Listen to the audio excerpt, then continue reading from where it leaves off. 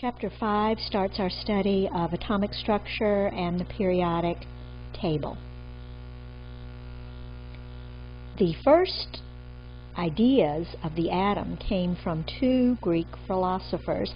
One was Democritus, and he had the first idea of these indivisible particles like atoms. He believed that all substances were made from these particles.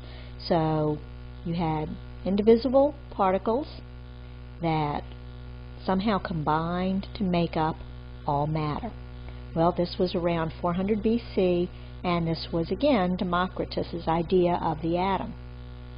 Aristotle was also a famous philosopher of that time. His idea of the elements was that there were four of them: fire, air, earth, and water, and they had properties of hot, light, cool, heavy, and wet, and you combined all of these things in different proportions to get all of the substances that we know of. Well, certainly these guys had very different ideas of the atom. Aristotle was way off base with his, but since he was more famous, people believed his idea of the atom and not Democritus. So it took quite a while for Aristotle's idea to be thrown out and for Democritus's idea of the atom to be accepted. You have three basic historical experiments that you're going to be responsible for, and three scientists that you're going to be responsible for. And I'm going to go through each of these experiments in a fair amount of depth. The first scientist that you need to be aware of, Dalton, came up with the first real model of the atom, Dalton's atomic theory, somewhere around 1803. It's a picture of John Dalton. And his idea of the atom was very similar to Democritus. You had a solid, indivisible sphere, sort of like a marble. There were no parts, nothing inside, just this solid, indivisible sphere that somehow combined with other solid, indivisible spheres to make up matter as we know it. Dalton's beliefs were that all elements are made of atoms. Well, this is currently what we also believe, so he was okay with this idea. All elements are made of atoms. He believed that all atoms of a given element were identical, both in mass and in chemical properties. Well, we know now that all atoms are certainly identical in chemical properties if they are a given element, but they are not identical in mass. So this part of his theory was incorrect, and if you've not studied in the 8th grade isotopes, or you don't remember anything about isotopes, we will work on those as we move through this chapter. But that is why not all atoms of a given element are identical in mass. There are different isotopic forms. Atoms of different elements have different masses and different properties. Well, this is certainly still true, so this is completely accepted even today. Different atoms have different properties. Atoms are indivisible and indestructible. Not true at all. They are not indivisible and they are not indestructible. In nuclear reactions, we do both of these processes. So again, indivisible would assume that that solid sphere had no parts, and we know certainly that atoms do have subatomic particles, protons, neutrons, and electrons. He also believed atoms combined in a ratio of small whole numbers. Well, that's where chemical formulas come from, combining in small whole numbers, and we certainly do accept this belief of the atomic theory. So, aside from parts of this and this, Dalton's atomic theory is well accepted even today. The next scientist that you need to be aware of is J.J. Thomson. Thomson developed the plum pudding model of the atom. Picture of J.J.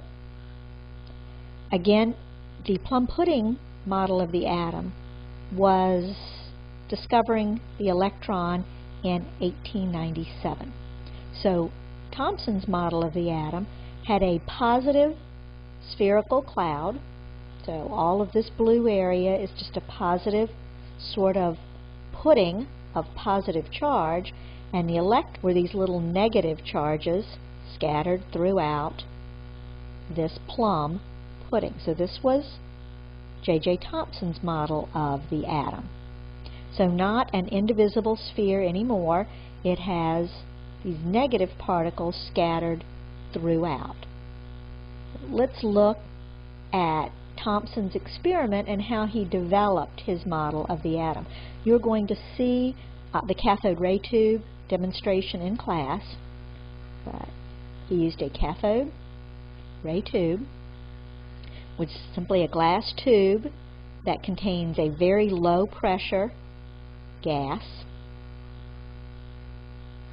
and it's hooked up to a voltage source, and electricity is passed through it.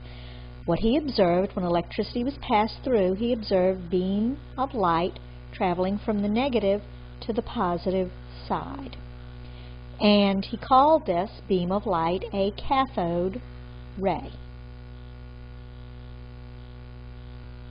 Later on in his experiment, he put a positive and negative plate, either electromagnetic field or a magnet, and as he turned on the voltage source, he noticed that the beam was bent upwards towards the positive plate, and again you will see this in class when we do the demonstration. So these beams of light are bent up towards the positive side.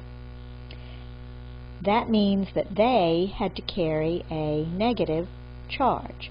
So he knew at this point that these cathode rays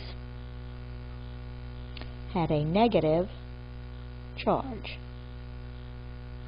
We now know these cathode rays to be the subatomic particle, the electron.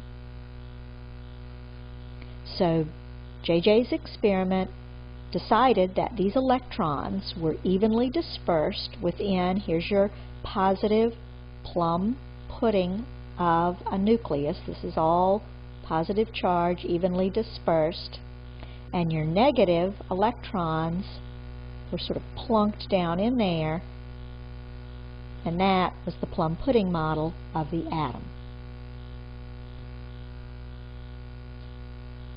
This is a picture of an actual cathode tube, and we will look at one in class. You can see that this beam of light is quite visible, and here it's actually being repelled from this magnet, so this must be the negative end of the magnetic field as these negative electron beams are repelled.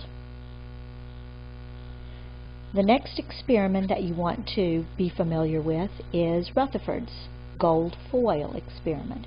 A little history about Thomson and Rutherford. Rutherford was a student of Thomson's. Here's a picture. This is Rutherford, and this is Thomson.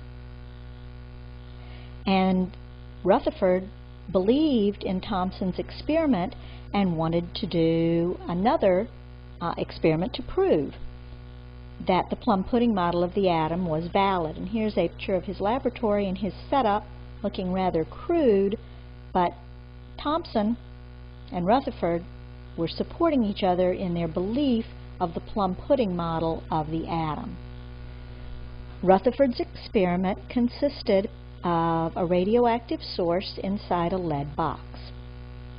There's a tiny hole in the lead box that allows radiation to leave as this substance just naturally decays with radioactive decay. The particles that were decaying were alpha particles, and they contain a positive charge, and these alpha particles passed through the little slit, and he had a piece of gold foil, very thin piece of gold foil that he was going to fire these particles at.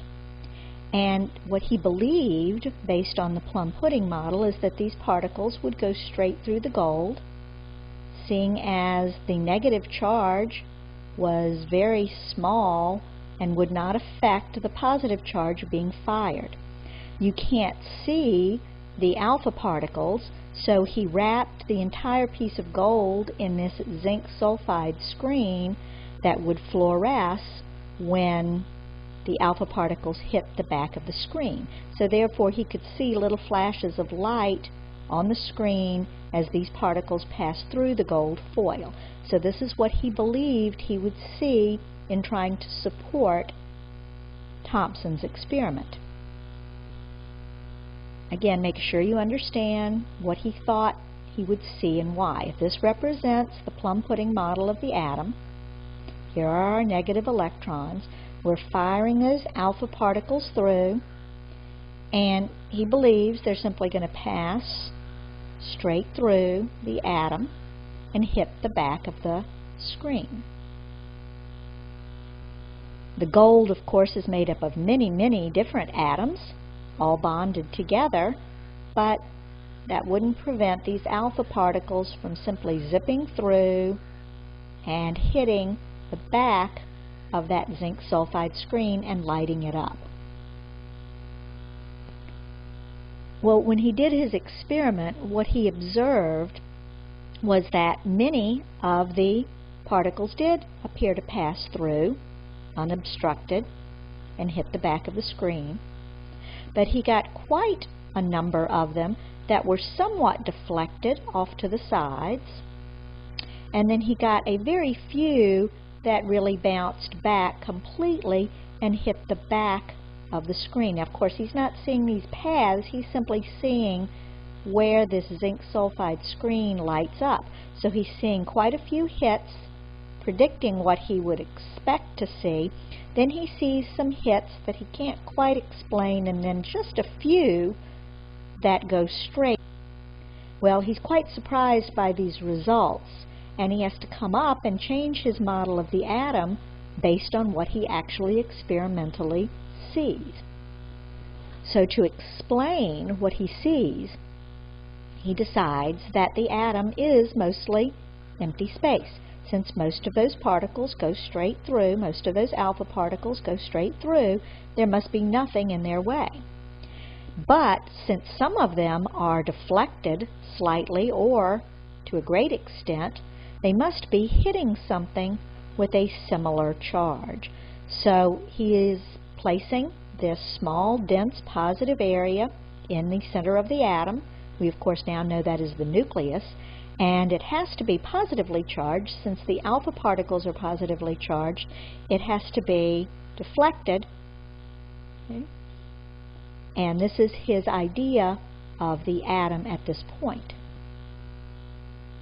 So from Rutherford's gold foil experiment, we get the nucleus of the atom as small, dense, and positively charged. Most of the atom is indeed empty space, as most of the alpha particles go through. Those alpha particles that do get close to the nucleus are deflected slightly, and those that make a direct hit are sent straight back. And there are very few of those, since the atom is quite small. The nucleus is quite small compared to the rest of the atom. There are very few direct hits. So at this point, you have Dalton, Thomson, and Rutherford, and you're responsible for those 3 experiments.